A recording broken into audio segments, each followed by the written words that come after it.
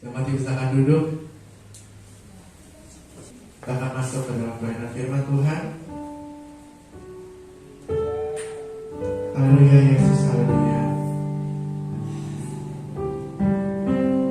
Kau mengetahui apa isi hati kami Tuhan. Kau mengetahui apa yang jadi pergumulan kami ya Tuhan. Terima kasih Tuhan, Kau menjadi Allah yang selalu peduli pada kami ya Tuhan.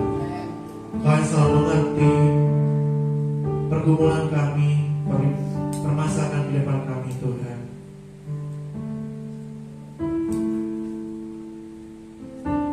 Kami bersyukur kami punya Allah seperti Engkau ya Tuhan. Engkau yang mengenal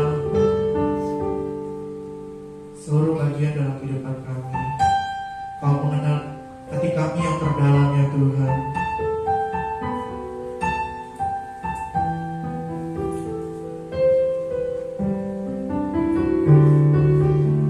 Ajar kami selalu Tuhan, untuk kami selalu memuji-Mu ya Tuhan.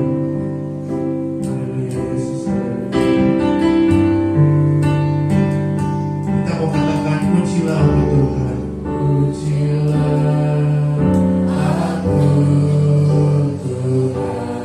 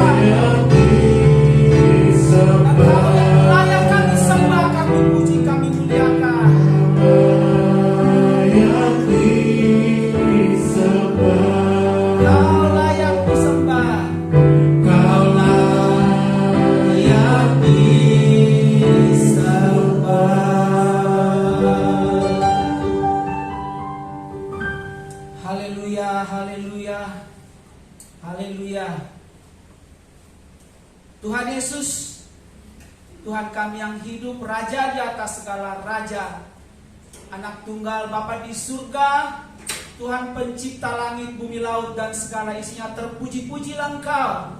Dikuduskanlah namamu, datang kerajaanmu, jadi kehendakmu di bumi seperti di surga. Terima kasih Tuhan, bahwa pada pagi hari ini kami anak-anak umat bisa berkumpul bersama-sama di dalam pertemuan ibadah pada pagi hari ini. Kami bersyukur buat semua yang baik yang Tuhan sudah limpahkan kepada kami. Tuhan Yesus, kami sudah memuji-muji, mempermuliakan Engkau. Tiba saja kami mau mendengarkan sebagian dari kebenaran firman Tuhan. Tolonglah hamba-Mu yang menyampaikan kebenaran firman Tuhan ini oleh Roh-Mu yang kudus. Beri hikmat kepada hamba-Mu yang kekurangan hikmat ini, supaya apa yang disampaikan seturut kehendak dan isi hati Tuhan. Nyatakan kuasa Tuhan yang luar biasa di tengah-tengah ibadah pada pagi hari ini. Yang letih, lesu dan berbeban berat akan memperoleh kelegaan. Yang sakit disembuhkan dalam nama Yesus Kristus. Semua kami bisa bersuka cita mengalami Tuhan di dalam kehidupan kami. Terima kasih Bapa di surga, terpuji-pujilah Engkau. Dalam nama Yesus Kristus, Tuhan kami yang hidup, Engkau yang maha kuasa, kami sudah berdoa, memohon dengan selalu mengucap syukur. Mari kita semua yang berbahagia dan diberkati oleh Tuhan, sama-sama katakan amin, haleluya. Shalom, saya kasih Tuhan. Shalom. Ada sukacita pada pagi hari ini? Haleluya. Ya, tetap semangat di dalam Tuhan. Mari sama-sama langsung kita membuka kebenaran firman Tuhan ya. Ayat ini sudah sangat biasa, tetapi saya percaya setiap kita mendengarkan kebenaran firman Tuhan pasti ada sesuatu yang baru. Mari sama-sama kita buka Matius 25 ayat 1 sampai 13. Tentang perumpamaan perempuan bodoh dan bijaksana ya. Kita baca aja satu perikopnya dari ayat 1 sampai 13 ya. Sudah ketemu semuanya? Nanti supaya kita baca bersama-sama. Sudah ketemu semuanya, sudah dikasih Tuhan? Ya, yuk sambil bangkit berdiri yuk kita hormati kebenaran firman Tuhan ya. Matius 25 ayat 1 sampai 13. Kita baca bersama-sama. 1, 2, 3.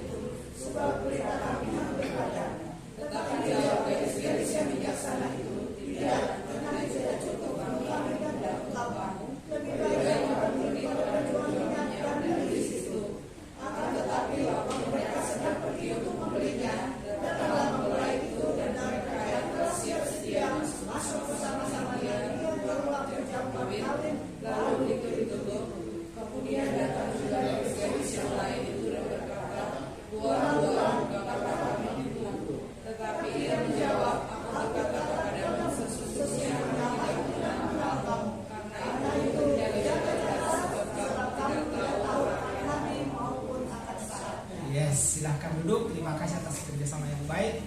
Berjaga-jagalah karena kamu tidak tahu kapan waktu dan saatnya. Saudara, ini sedang berbicara kerajaan surga, saudara yang kasih Tuhan. Saudara yang kasih Tuhan, Tuhan Yesus di dalam pengajarannya ya seringkali mengajarkan murid-murid kala itu dengan perumpamaan ya. Kenapa dengan perumpamaan? Tentu supaya kita dapat mengambil makna dari perumpamaan ini, sehingga dari perumpamaan ini kita memahami.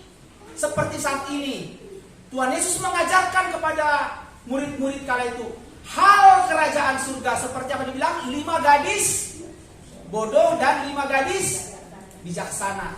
Saudara, coba kalau saudara tadi memperhatikan ayat ini atau mungkin saudara sudah mengikuti? Hal yang pertama mau saya tanya dulu, ya saudara, kalau ini, apa kira-kira yang membedakan 5 gadis bodoh dan 5 gadis bijaksana ini? Ada satu perbedaan yang sangat mendasar kalau kita mengikuti alur perumpamaan ini, ya. Ada nggak saudara saudara ketemukan satu perbedaan? Oh, 5 gadis bijaksana ini begini, 5 gadis bodoh itu begini. Ada nggak? Kira-kira ada yang berani jawab nggak? Ini bukan soal salah benar. Saya juga baru tadi pagi mendapatkan ini, saudara yang kasih Tuhan. Walaupun ini sudah sering saya dengarkan. Apa kira-kira yang perbedaan paling mendasar? Sebelum kita mengambil maknanya, karena dari sinilah, dari perbedaan inilah nanti maka kita akan mengerti. Ya, kita akan mengerti, saudara yang kasih Tuhan, tentang perumpamaan ini. Ada yang berani jawab? Apa kira-kira perbedaan yang paling mendasar? Haleluya. Coba saya baca dulu Matius 25-nya itu dari ayat 2 coba. Ini perhatikan. 5 diantaranya bodoh dan 5 bijaksana. Nah, terus Gadis-gadis yang bodoh itu membawa pelitanya tetapi tidak membawa minyak. ya. Sedangkan gadis-gadis yang bijaksana itu membawa pelitanya dan juga minyak dalam buli-bulinya. Yes, hanya itu perbedaannya, saudara. Apa? 5 gadis bodoh membawa pelita tapi tidak membawa minyak. Sementara 5 gadis bijaksana apa dibilang? Mereka membawa pelita dan membawa minyak dalam buli-bulinya. Cuman itu perbedaannya, saudara. Kalau kita ikuti lagi kisah ini, saudara, perumpamaan ini, saudara, semua sama. Mereka sama-sama mengantuk, mereka sama-sama mereka sama-sama menanti-nantikan Tuhan, gitu ya. Mereka semua tertidur, gitu, saudara. Ya, kita ikuti dulu polanya, pola kisah ini, saudara, ya. Tetapi ketika sang mempelai laki-laki datang, di sini dia perbedaannya, saudara. Ketika dibilang mempelai datang, katanya, perempuan bodoh itu minta kepada perempuan bijaksana, berikan aku minyak. Kenapa mereka tidak membawa minyak? Sementara perempuan bijaksana ini santai, guys, katanya gitu. Saya bawa minyak, katanya. Hanya dibilang, oh saya tidak bisa membagi kepada kalian. Nanti kalau saya bagi minyak ini, kami juga kehabisan minyak. Sehingga apa? Akhirnya gadis-gadis bodoh itu pergi mencari minyak ke tempat lain.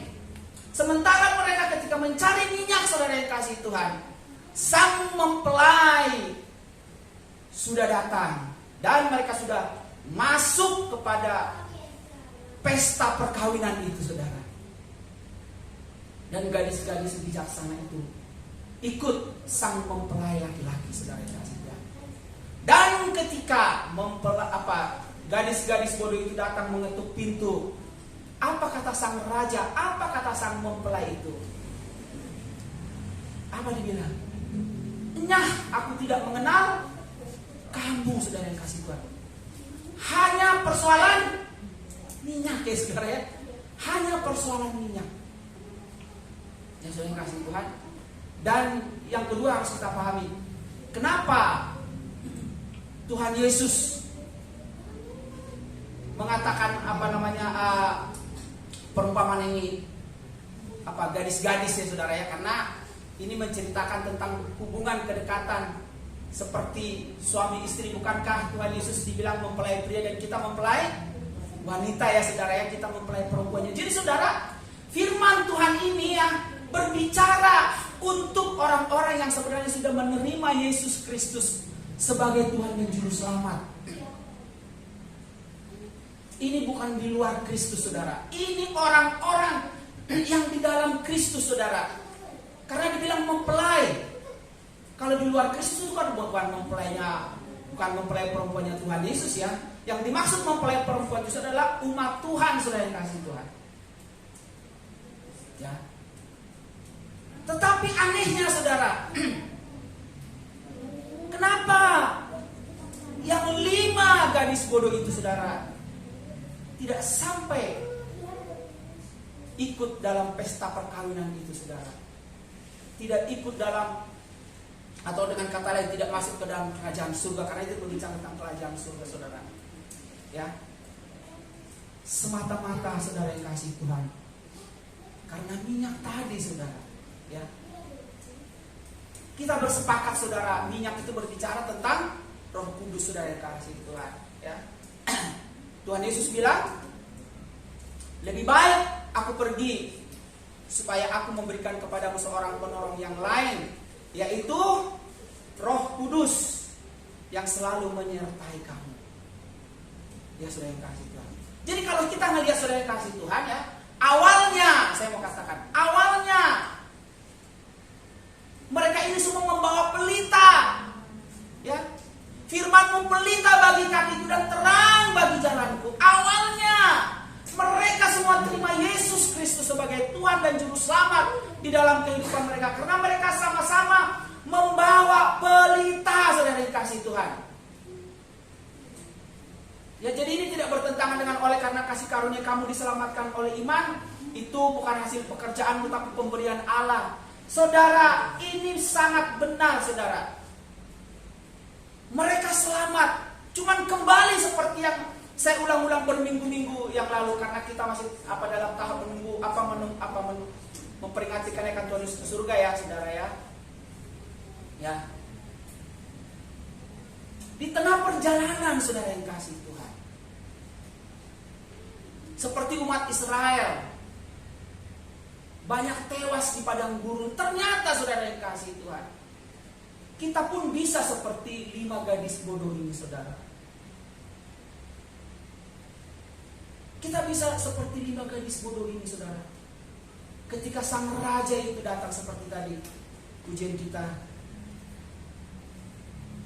ku nyanyi hosana bagi rajaku yang duduk di tahta. Terus dia bilang, aku tidak mengenal engkau, aku muliakan dan ku agungkan, kau layak disembah. Ya, saudara, ya. Haleluya, saudara yang kasih Tuhan. Jadi, saudara yang kasih Tuhan, satu yang saya pelajari, saudara, ketika kita menanti-nantikan Tuhan, ya, jangan sampai kita kehilangan keselamatan itu, saudara. Seperti 5 gadis bodoh itu, saudara. Pada akhirnya kalau kita melihat di situ, saudara yang kasih Tuhan, bahkan sang raja itu dengan tegas bilang tadi, ya, aku tidak mengenal, ya, aku tidak mengenal kamu, katanya gitu loh. Itu sakit banget, ya, saudara, ya. Itu sakit loh itu. Kita merasa yang sudah terima Yesus, ternyata Yesus bilang, aku tidak mengenal kamu. Ya, saudara yang kasih Tuhan. Nah, kalau begitu, apa yang bisa kita pelajari dari 5 gadis bijaksana dan 5 gadis bodoh ini, saudara? Ya. Dan kalau kita melihat juga tadi ayat ini sengaja pertama ditonjolkan apa? 5 gadis bodoh, ya, bukan 5 gadis bijaksana, apa? Supaya perhatian kita pergi kepada gadis bodoh itu, sehingga kita tidak seperti gadis bodoh itu, saudara. 5 gadis bodoh, ya. Coba perhatikan, 5 di antara mereka bodoh, kata Tuhan, kan? 5 di antara mereka bijaksana. Tapi saya percaya gini loh, saudara, ya. Setiap kata-kata kebenaran firman Tuhan pasti memiliki pemahaman yang sangat dalam, saudara.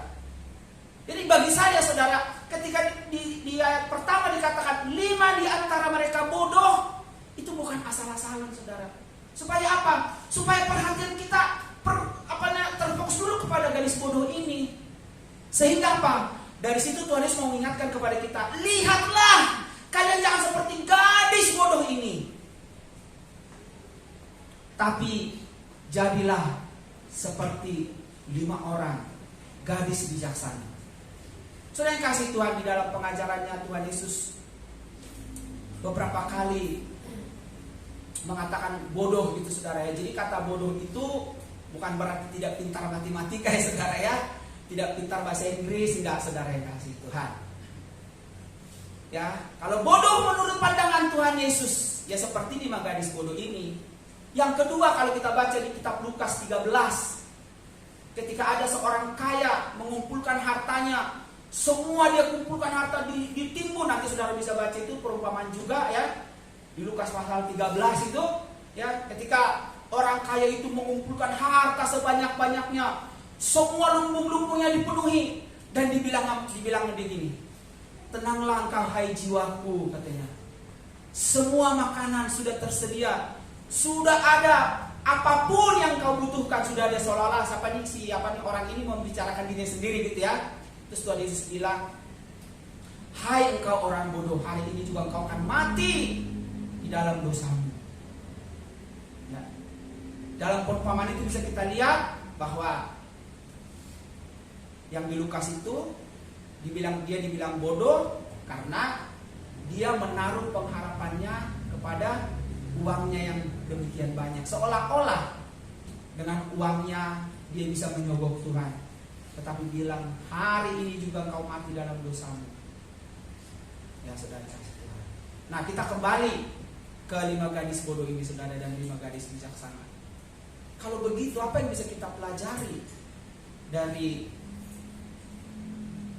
5 gadis bodoh dan 5 gadis bijaksana ini? Saudara yang kasih Tuhan, ingat apa yang disampaikan oleh Ibu Gembala Sidang pada hari Kamis malam kemarin yang ikut doa malam? Ada yang ingat? Yang mengikuti itu 1 Tesalonika ayat 5 sampai ayat 5 1 Tesalonika 5 ayat 20. Jangan padamkan roh, saudara yang kasih Tuhan. Jangan padamkan roh. Jadi saudara yang kasih Tuhan, 5 orang gadis bodoh ini saudara, mereka inilah yang memadamkan roh itu di dalam hatinya saudara yang kasih Tuhan ya. Firman Tuhan bilang jangan padamkan roh. Kenapa dikatakan jangan padamkan roh? Supaya kita jangan sampai tertidur. Roh kita itu tertidur selama-lamanya saudara yang kasih Tuhan ya. Mungkin kita hidup secara batiniah gitu, tapi roh kita mati saudara yang kasih Tuhan. Seperti 5 gadis bodoh ini saudara. Jadi poin yang pertama saya katakan pada saudara yang kasih Tuhan, ketika hari ini saudara dan saya sudah hidup di dalam kasih karunia Tuhan, jangan padamkan roh itu saudara. Jangan padamkan roh. Bagaimana kita tidak memadamkan roh? Tidak ada jalan lain. Baca kitab suci, doa tiap hari, belajar terus melakukan apa yang diajarkan Tuhan kepada kita. Nggak ada yang lain saudara. Segala sesuatu yang sudah kita tahu tentang kebenaran firman Tuhan, itulah yang selalu harus kita lakukan. Walaupun kita belum sempurna saudara yang kasih Tuhan, karena kita adalah manusia baru yang terus-menerus diperbaharui saudara yang kasih Tuhan. Tetapi jangan mau saudara, jangan mau memadamkan roh kita saudara. Ya. Roh kita itu bisa padam karena berbagai macam hal saudara. Memang di sini tidak dijelaskan apa yang membuat 5 gadis bodoh ini saudara. Tetapi kalau kita tarik suatu pelajaran saudara yang kasih Tuhan, banyak hal yang membuat roh kita itu padam saudara. Banyak hal yang membuat kita bisa menduka citakan Roh Kudus, bahkan sampai pada akhirnya kita menghujat Roh Kudus atau meninggalkan Tuhan. Ya. Jadi jangan padamkan roh saudara yang kasih Tuhan.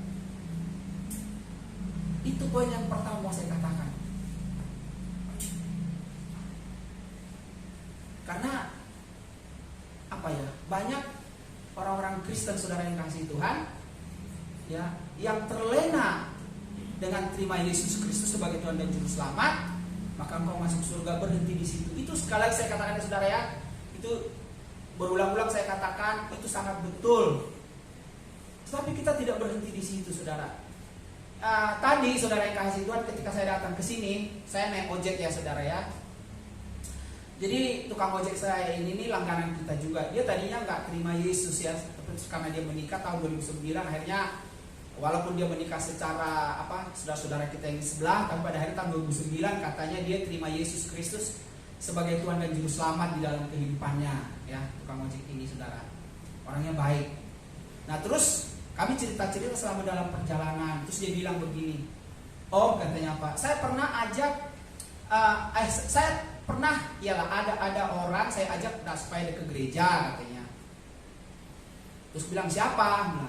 Terus bilang sama dia, sesama driver juga, tapi jawabnya lucu katanya. Apa? Saya bilang kan. Jadi ketika saya bilang yuk ke gereja yuk, terus si temannya ini bilang begini, Tuhan ada di hati saya katanya gitu. Jadi seolah-olah nggak perlu ke gereja karena Tuhan ada di hati saya gitu saudara. Tapi orang ini pintar loh, padahal tahun 2009 terima Yesus ya. Terus apa jawabanmu? Saya bilang gitu kan.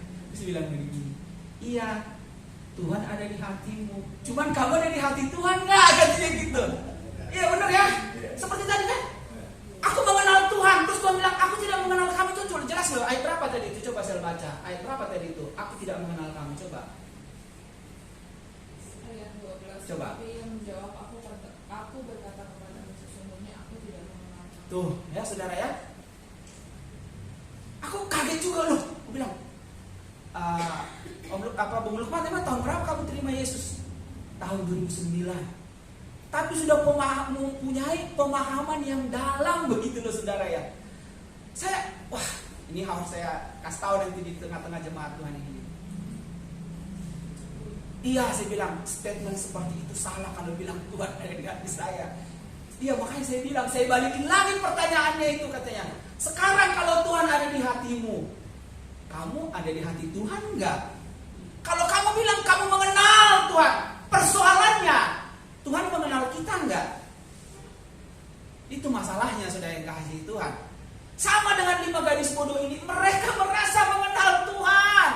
Tuhan, izinkanlah kami masuk ke dalam pesta perkawinan itu.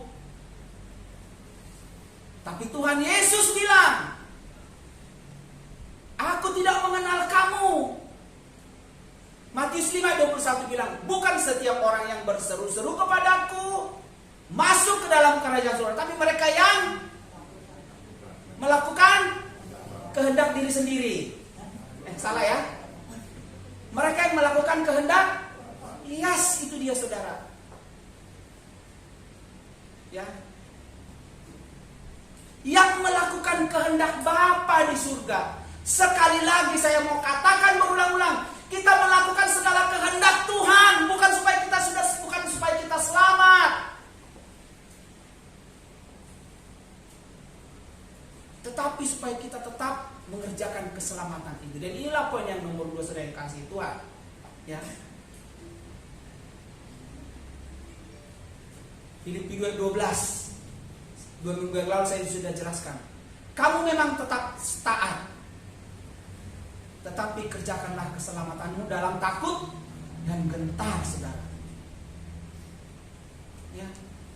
Masalahnya seringkali orang Kristen hanya berKTP Kristen. Makanya saya kalau sama Ibu Gembala Sidang suka cerita-cerita, sebenarnya di KTP itu jangan ada agama gitu saudara. Nggak ada pentingnya. Saudara, saya mau katakan, di surga tidak ada razia KTP seperti di sini saudara. Di surga nanti pakai baju putih. Tidak ada razia KTP. Coba lihat KTP-mu. KTP-mu apa? Kristen, masuk surga. Apa? Agamamu apa? Kristen, masuk surga. Agamamu apa? Non-Kristen, masuk neraka. Enggak saudara. Di surga nanti tidak ada razia KTP, saudara. Nggak ada. Ya. Jadi jangan andalkan KTP kita saudara. Tapi apakah kita terus mengerjakan keselamatan itu di dalam takut dan gentar? Memang banyak hal ya saudara yang bisa menggoda kita. Memang banyak hal yang bisa mempengaruhi kita saudara. Tetapi percayalah, Tuhan Yesus Kristus tetap sama dari dahulu sekarang sampai selama-lamanya. Tuhan Yesus tidak berubah. Tidak berubah. Ayo, tidak berubah. Tuhan Yesus tidak berubah, tak berubah selama-lamanya. Tahu nggak itu saudara? Ini sedang sangat top di TikTok. Pernah dengar nggak? Saya juga ikutin TikTok loh, hati-hati loh. Saya yang pertama memperdengarkan, Pak dengarkan ini katanya. Tapi benar ya saudara ya, Saudara-saudara sebelah kita bilang begitu ya. Duh, gue salah gak sih dengar lagu ini? Kok lagu ini mempengaruhi saya? Katanya gitu. Terus saya dengar, iya benar ya, banyak orang yang bilang, karena dengar lagu ini katanya. Haram gak sih gue dengar lagu ini? Katanya gitu kan. Banyak ya saudara. Ngikutin gak? Ngikutin gak saudara yang kasih Tuhan? Ya, cari nanti di TikTok ya. Atau di YouTube juga banyak saudara. Itu dia yang kasih Tuhan. Bayangkan begitu hebatnya pengaruh dari Kristus itu saudara. Ya. Oleh karena itu yang kedua saudara, tetaplah kerjakan keselamatan kita di dalam takut akan kentang. Jangan kita seperti temannya saya sebutlah nama tukang ojek ini Pak Lukman namanya ya. Tuh langganan saya itu. Jangan kita suka bilang begini, Tuhan tahulah hati saya, kata gitu ya saudara ya. Jangan saudara. Hati-hati ya saudara ya. Saya sih selalu ingat gini. Lawanlah iblis, maka ia akan lari daripadamu. Lawanlah dengan iman yang teguh. Sebab peperangan kita bukan melawan darah dan daging, tapi melawan penguasa-penguasa di udara, melawan roh-roh jahat, melawan penghulu-penghulu. Ya saudara ya. Dan dibilang apa? Sadar dan berjaga-jaga. Lawan musuh iblis berjalan berkeliling seperti singa yang mengaum-ngaum, yang mau menelan siapa yang dapat ditelannya saudara. Jadi saudara yang kasih Tuhan, ya, kuasa kegelapan itu tetap bekerja. Memang dia tidak kelihatan saudara. Ini kan sebenarnya kan sekarang kalau sering kita berkata ada peperangan roh kan sebenarnya ya saudara ya. Nah kadang-kadang kita mau terpengaruh saudara yang kasih Tuhan. Seperti 5 gadis bodoh ini saudara. Karena apa? Mereka tidak membawa minyak, dengan kata lain mereka tidak membawa persediaan. Mereka tidak membawa persediaan kebenaran firman Tuhan saudara yang kasih Tuhan. Ya. Mereka tidak membawa persediaan. Cuma itu doang perbedaannya. Tapi justru dari situlah kisah ini berkembang saudara. Dari antara hanya itu membawa minyak dan tidak membawa minyak dibuli-buli dan tidak membawa minyak, dia cuma membawa pelita gitu. Atau kalau bisa pun kita artikan cuma membawa pelita, cuma tahu kebenaran firman Tuhan saudara, tapi tidak mau melakukannya, tidak belajar terus melakukannya. Itu saudara yang kasih Tuhan.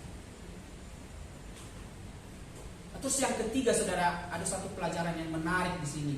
Karena ini berbicara tentang kerajaan surga saudara. Ya, berbicara kerajaan surga saudara, kita harus mengawasi diri kita sendiri saudara, menjaga diri kita sendiri.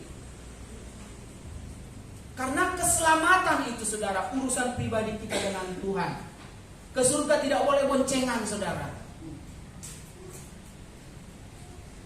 Karena istri saya gembala sidang, maka otomatis saya sebagai suami akan ikut dibonceng. Gak bisa saudara. Atau kita tidak bisa dengan menyogok Tuhan. Kita memberi uang, tapi kita bilang pahalanya buat suamiku, pahalanya buat anakku, hasilnya untungnya buat tanteku, buat omku, buat opungku, buat tulangku, buat namboruku. Enggak bisa saudara dikasih Tuhan. Makanya kan ketika diminta, mintalah minyakmu katanya. Oh enggak bisa katanya gitu saudara. Ya. Jadi awasi diri kita masing-masing saudara. Jangan sampai kita salah memahami tentang kehidupan yang kekal itu saudara yang kasih Tuhan. Ya. Jadi masuk ke dalam kerajaan surga, tanggung jawab masing-masing saudara. Kita tidak bisa mengandalkan siapapun saudara.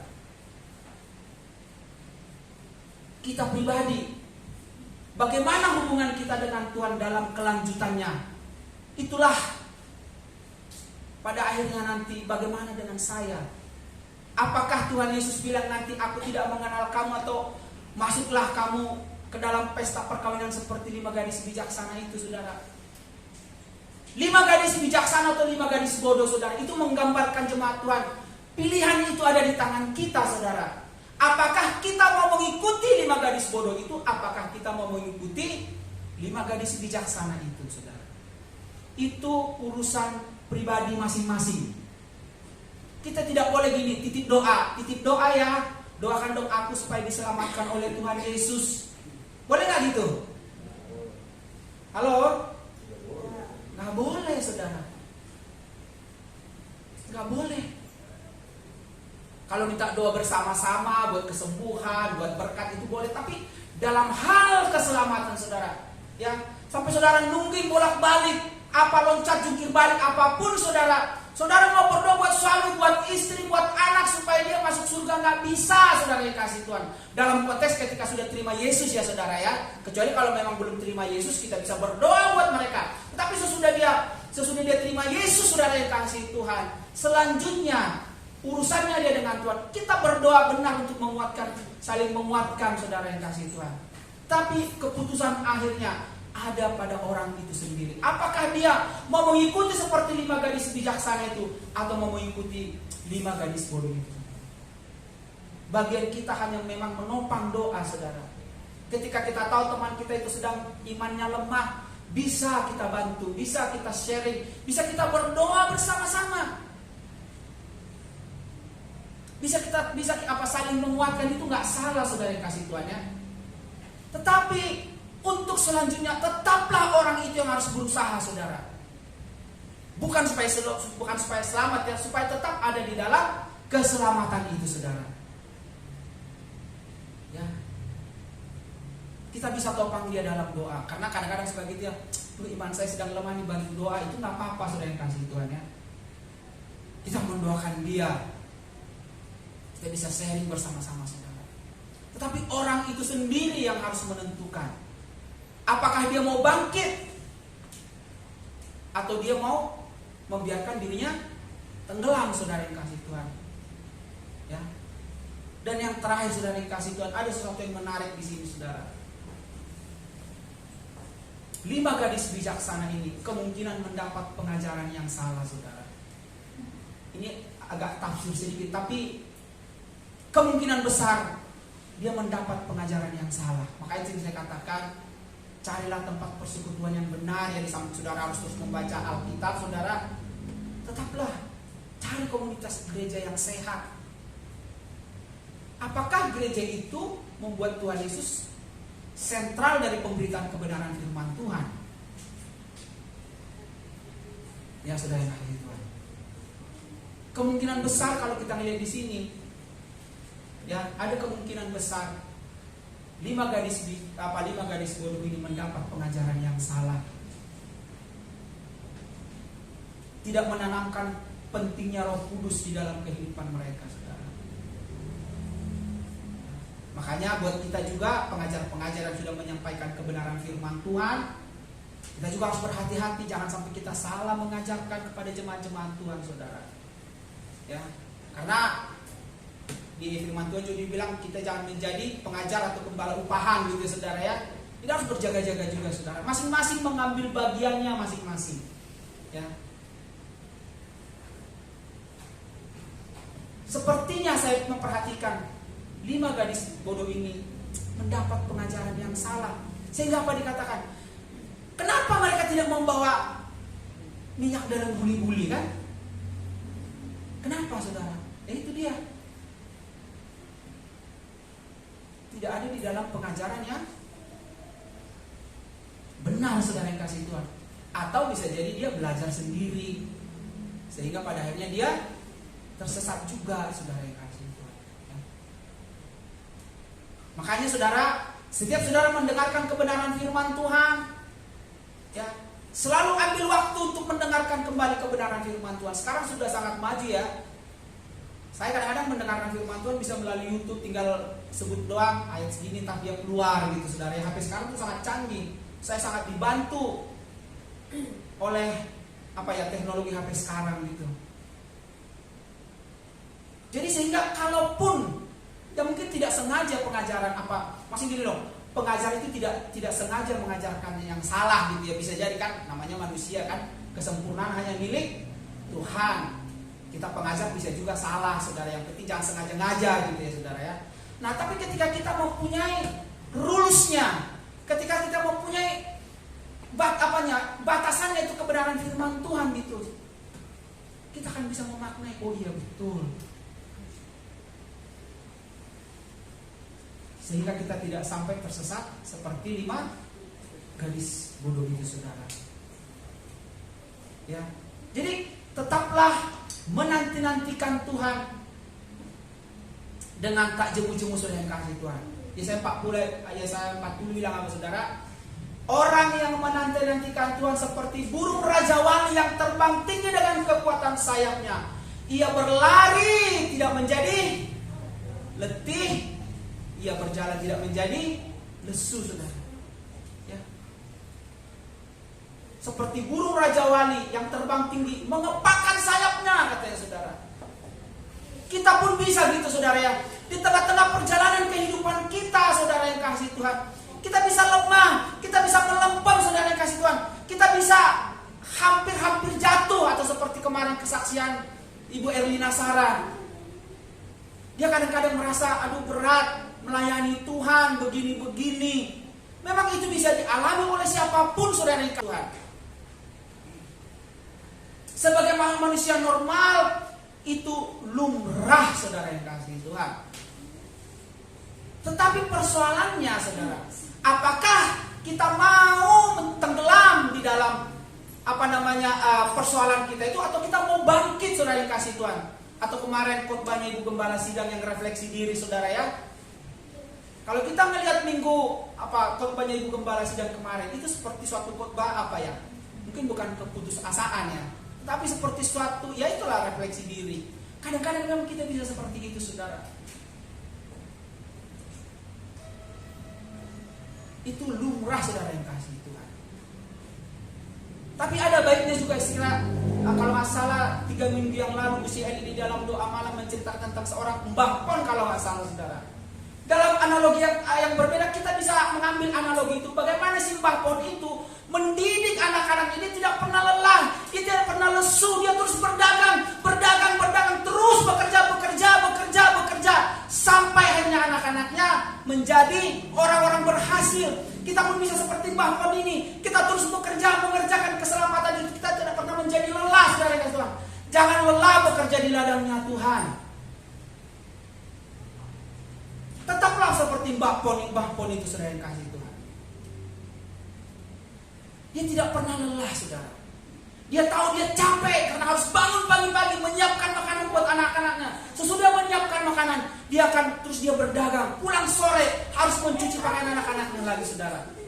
Dalam konteks yang berbeda, kita bisa mengambil analogi ini, saudara, supaya kita tidak lelah, saudara, mengikuti Tuhan. Nantikanlah Tuhan, katanya. Cari wajah Tuhan, katanya, saudara yang kasih Tuhan. Carilah dahulu kerajaan Allah dan kebenarannya, maka semuanya akan ditambahkan kepada kita, saudara yang kasih Tuhan. Jadi jangan lelah, saudara. Ya, ketika angin topan badai menyerang, kadang-kadang kita bilang, Tuhan Yesus, aku menyerah. Aku sudah tidak sanggup lagi menghadapi persoalan ini. Tolong aku, Tuhan Yesus, mampukan aku. Bangkitkan semangatku. Itu dia tandanya ada buli-buli. Ada minyak di buli-buli kita. Mohon pertolongan Roh Kudus yang sudah dikasih Tuhan. Sampai pada akhirnya, ketika Yesus datang kembali, atau ketika Tuhan memutuskan, Tuhan menutup usia kita, saudara, kita masuk ke dalam pesta perkawinan itu pada akhirnya nanti. Kita menjadi seperti 5 gadis bijaksana, saudara. Ada yang mau memilih 5 gadis bodoh di sini? Ada? Jangan ya, saudara ya. Ya, tetap kerjakan keselamatanmu di dalam takut akan gentar ya. Kita bersiap sedia. Jadi poin yang terakhir, saudara yang kasih Tuhan, 5 gadis bijaksana ini adalah orang-orang atau jemaat Tuhan yang siap sedia, saudara. kapanpun waktunya, dimanapun dia berada, siap sedia, karena dia berkenan di hadapan Tuhan. Berbeda dengan 5 gadis bodoh itu, saudara yang kasih Tuhan, mereka tidak bersiap sedia. Mereka masih mau mencari senjata ketika perang sudah datang, saudara ya. Mereka mau mencari keselamatan ketika penghakiman itu sudah datang. Sudah tidak ada lagi artinya, saudara. Ya, makanya dikatakan jadi terakhirnya berjaga-jagalah. Itu poinnya, saudara. Jadi poin sebenarnya yang mau dikatakan Tuhan Yesus di sini, berjaga-jagalah karena kita tidak tahu kapan dan waktunya. Berjaga-jaga itu terus, saudara. Ya kadang-kadang lelah ya, saudara ya, tapi enggak. Firman Tuhan bilang berjaga-jaga. Makanya selalu saya katakan, ini pentingnya kita ada di dalam satu komunitas gereja. Kita datang beribadah kepada Tuhan untuk kita saling menguatkan dan firman Tuhan menguatkan kita. Jangan seperti temannya si Pak Lukman itu dibilang, Tuhan ada di hati saya. Masalahnya Tuhan tidak mengenal kita. Tuhan kita tidak ada di hatinya Tuhan ya, saudara ya. Mari kita terus berjalan di dalam terang kebenaran firman Tuhan supaya kita seperti 5 gadis bijaksana. Kalau 5 gadis bodoh kita katakan no way. Haleluya. Demikian kebenaran firman Tuhan. Haleluya. Saudara, untuk menutup kebenaran firman Tuhan, kita naikkan sebuah pujian. Saya senang lagu ini lagu sekolah minggu. Kudayung-dayung perahuku. Haleluya. Sambil bangkit berdiri ya, saudara ya. Posisi singer boleh bantu? Kudayung-dayung. Anak-anak sekolah minggu boleh ikut nyanyi. Haleluya. Tahu ya lagu itu ya, saudara ya. Yuk sambil bangkit berdiri kita.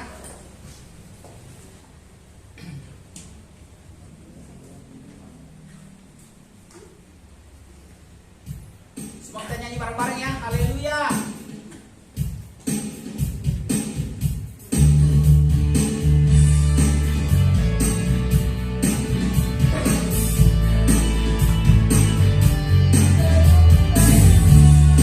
Yuk sama-sama. Mana?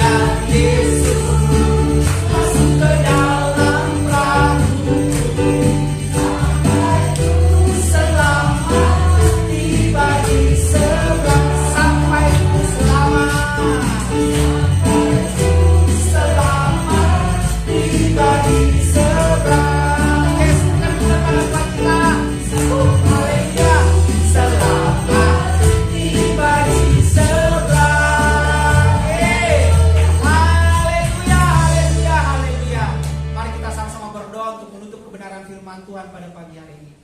Bapa di surga, di dalam nama Yesus Kristus Tuhan kami yang hidup, hamba-Mu sudah selesai menyampaikan kebenaran firman Tuhan.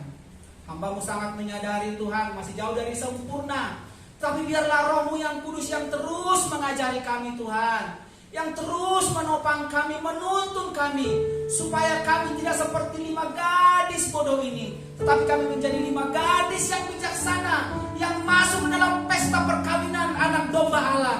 Kami masuk ke dalam kerajaan surga.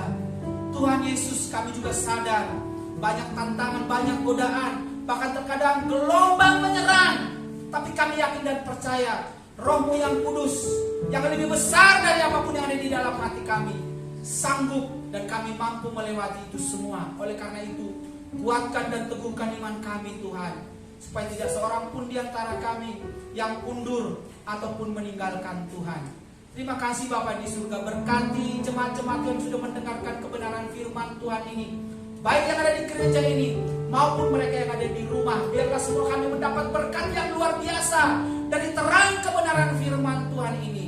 Tuhan Yesus, sembuhkanlah yang sakit, pulihkanlah mereka yang mengalami penderitaan Tuhan, yang dulu sedang berbeban berat. Tuhan Yesus memberi kelegaan kepada mereka yang mempunyai pergumulan. Tuhan memberi jalan keluar atas pergumulan mereka, sehingga setiap kami anak-anak Tuhan yang sudah ditebus oleh darah Yesus, kami tetap berjalan di dalam terang kebenaran firman Tuhan. Dalam nama Yesus Kristus Tuhan kami yang hidup, kami berdoa memohon dengan selalu mengucap syukur. Mari semua diberkati, sama-sama katakan haleluya, amin.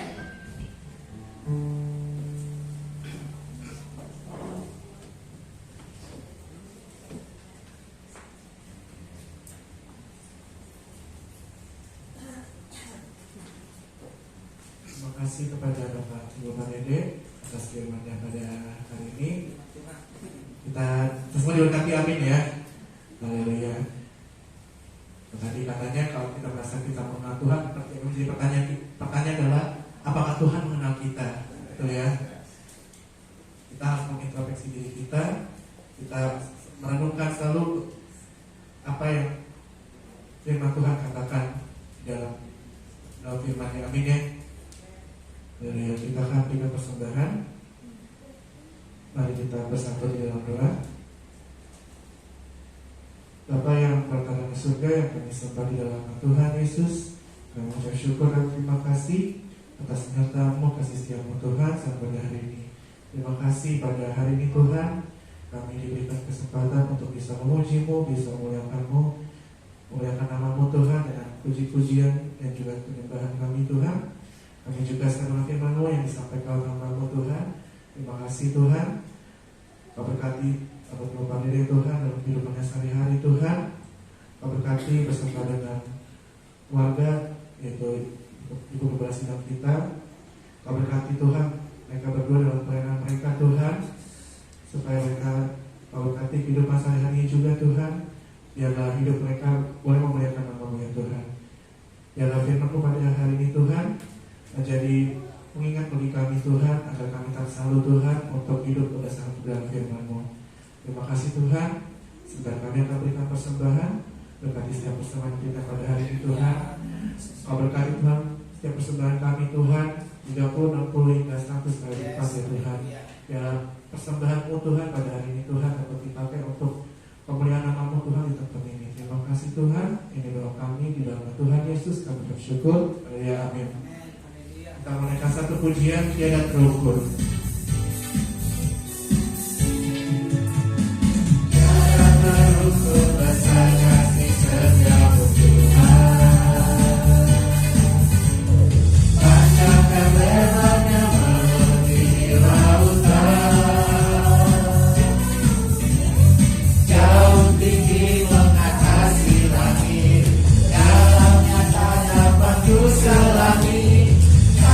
Setiamu besar selamanya. Kasih setiamu besar selamanya. Hatiku bersyukur, hatiku bersyukur, jiwaku memuji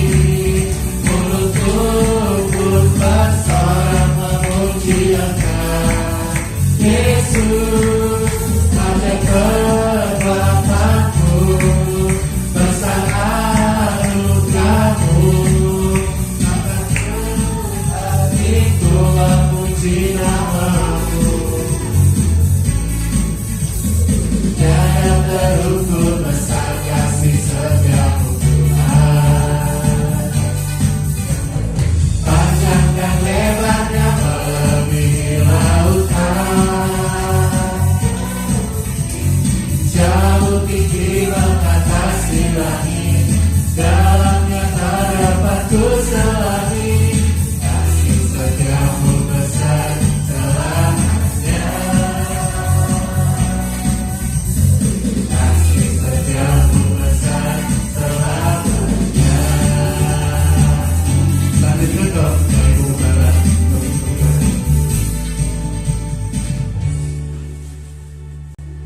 Saudara, kalau ada ayat yang bilang begini, pada waktu Yesus pada hari penghakiman Tuhan bilang ini, aku nggak kenal engkau. Itu bukan berarti Tuhan nggak kenal. Kata nggak kenal itu tahu ungkapan orang bete. Kalau kita sakit hati karena orang yang kita percayai, yang harusnya setia, yang harusnya paling dekat di hati kita tuh berkhianat. Kita bilang gua nggak kenal lo, kita minta tolong, kira-kira begitu. Ya, itu ungkapan sakit hati lo. Gua nggak kenal lo, ngapain lo kesini? Siapa lo? Nah, itu kan bahasa lainnya. Siapa lo? Ngapain lo kesini? Gua nggak kenal lo, pergi. Itu ungkapan pahit sebenarnya. Ya sebenarnya Tuhan kenal nggak kita? Oh kenal banget atau enggak? Tapi ungkapan itu keluar dari hati yang bete dengan kita. Jadi kalau kita bacaan kita harus pahami konteksnya apa. Jadi kalau orang yang nggak ngerti dibilang itu kayaknya paradok, itu kayaknya berlawanan ayat yang Tuhan mengenal hati kita, tuh di situ dibilang Tuhan nggak kenal hati kita. Itu kayak berlawanan, tapi sebenarnya nggak berlawanan. Itu ungkapan betenya Tuhan. Kesedihan. Ya, kalau saudara baca di Perjanjian Lama itu jelas banget yang Tuhan bilang Allah adalah Allah yang pencemburu. Nah, ya. Tapi dikatakan lagi Allah itu Allah yang penuh kasih. Betul kan? Nah, jadi kita itu adalah gambaran dari Allah kita. Benar nggak? Saudara kalau lagi bete akan bilang kan, gua nggak kenal lu, ngapain lu kesini? Gitu kan? Nah, itu kira-kira. Tapi kalau dikatain cuma satu yang kita kurang mengenal diri kita sendiri. Betul ya? Nah, jadi kalau orang manusia tuh suka gini,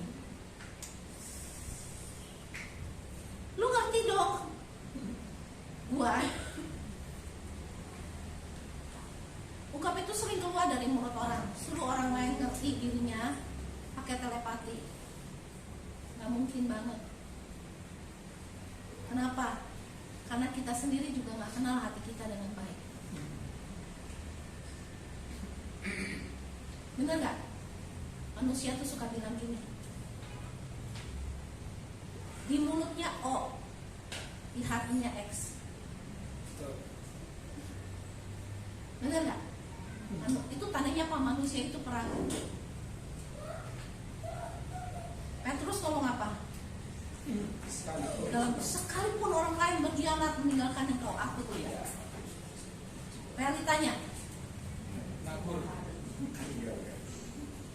manusia suka bilang apa? Oh, tapi hatinya kebalikan itu kan begitu. Manusia tuh suka meragu. Lalu kalau kita nggak kenal diri kita sendiri, jangan pernah tuntut orang lain kenal kita dengan baik. Supaya kita kenal diri kita dengan baik, yaitu tadi hubungannya kita di dalam Yesus, Yesus di dalam kita, baru kita bisa kenal dengan baik hati kita. Kalau Tuhan memperkenalkan diri kita yang sesungguhnya, baru kita tahu siapa kita sebenarnya. Itu intinya ya. Betul ya saudara ya? Nah, seringkali kita nggak kenal diri kita dengan baik, tapi Tuhan sangat kenal hati kita. Kita bilang gue mah kuat, nggak akan berkhianat. Ujung-ujungnya orang yang ngomong dirinya kuat, dia berkhianat duluan. Gue mah setia, tapi ujung-ujungnya kita yang tidak setia. Makanya Tuhan bilang, ayat Alkitab mengatakan itu benar banget. Hiduplah dalam takut dan gentar akan Tuhan. Karena kita nggak kenal diri kita dengan baik. Betul ya? Banyak orang bilang, aku akan setia sampai mati. Di perempatan jalan udah mati duluan ya. Ya, matinya iya, aku setianya enggak gitu. Jadi Saudara, rendahkanlah hati kita di hadapan Tuhan, itu kuncinya. Akuilah bahwa Tuhan, aku ingin Engkau menyatakan tentang hidupku sebagaimana Engkau tahu tentang aku, supaya aku bisa berdiri dengan tegak sampai pada akhir hidupku. Amin ya saudara ya. Haleluya. Mari kita bangkit berdiri.